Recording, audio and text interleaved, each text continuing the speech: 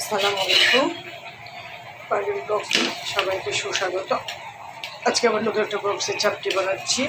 মাংসের ঝুরা আলু সিদ্ধ করবো। চাপটি বানিয়েছি, ডিমের তরকারি, পেঁপের তরকারি, ইলিশ মাছ ভাজা, কচু ভাজা, ডাল, কালকে শুটকি ভাজা ছিল, ভাত, আর আমি আলুর জন্য পেঁয়াজ ভেজে রেখেছি। এই হলো আজকে খাওয়া দাওয়া। সবাই ভালো থাকুন, সুস্থ থাকুন, নিরাপদে থাকুন। পারফেক্ট বক্সের পাশে থাকুন। আমাদের জন্য দোয়া করুন। লাইক, কমেন্ট, শেয়ার এবং সাবস্ক্রাইব দিয়ে বেল আইকনটি ক্লিক করে দিন।